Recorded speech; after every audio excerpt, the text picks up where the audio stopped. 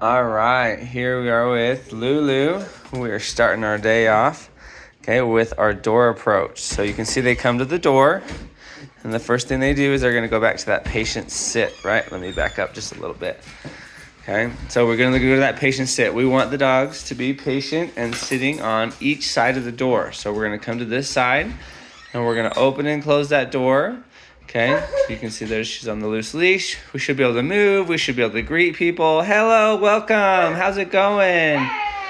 Okay, we should be able to greet people. We should be able to open the door. The door is not their cue or their signal to bolt through. The door is just a door that opens. You can see there she gave her that gentle tension, okay, and that allowed Lulu to be guided out the door. Now, once we get to the other side of the door here, we're gonna go back to that patient sit. So you can see Jennifer giving that light lift tension, the weight of an apple, just enough to make the leash straight.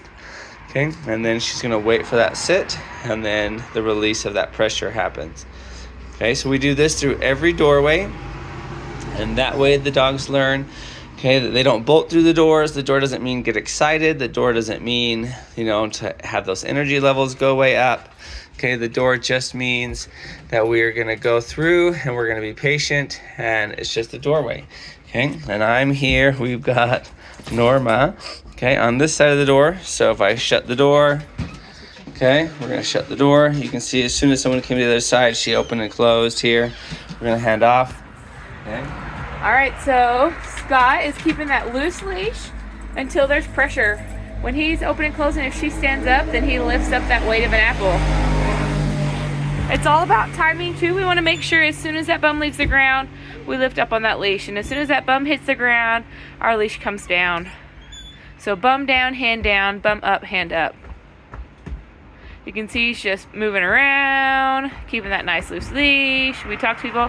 Our doors are on automatic shutters, so it makes it a little tricky with we have to hold the door open the whole time.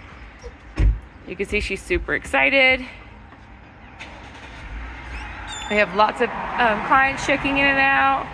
Me and Lulu are out here to get her to come. He was in the way, so we couldn't see it, but he actually gave a tug on that leash, and then once they get outside, he's gonna lift up that weight of an apple, and as soon as she sits, he'll release that pressure.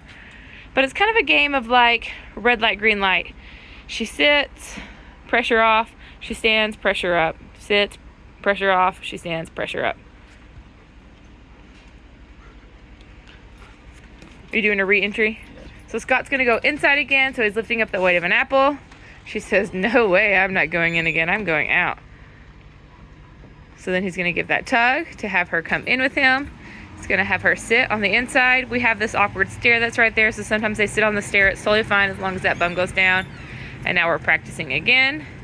Today, Norma is just so overly excited, having a really hard time containing her excitement, while Lulu here is being very calm, cool, and collected and just sitting wonderfully beside me. There, look how much more calm Norma is there. There's that tug. Come out. Patient, nice lift again.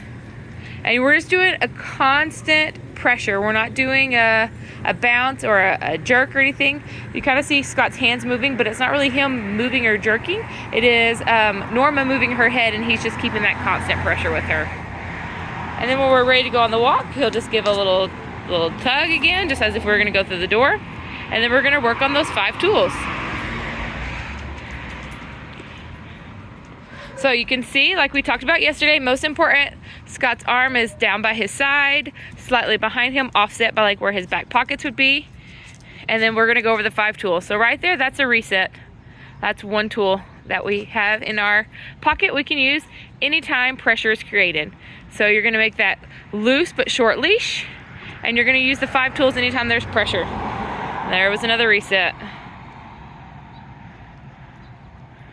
That's a flick. You're just literally flicking as if you're like flicking your hand on someone for saying something and you didn't want, they shouldn't say it or something. There, Scott's doing some zigzags. So basically he's just walking here or there. He's walking everywhere. He's not following a defined line. That's another tool we can use whenever they're creating pressure on the leash. This is really good for if they're like trying to go straight home or they know the path you're going on.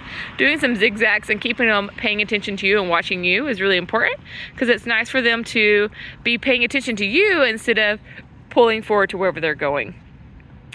Here we have a rollback. It's just where you take 3 steps backwards. You keep your hand right where it is, so the dog actually has to turn around and go back and then turn around and go forward.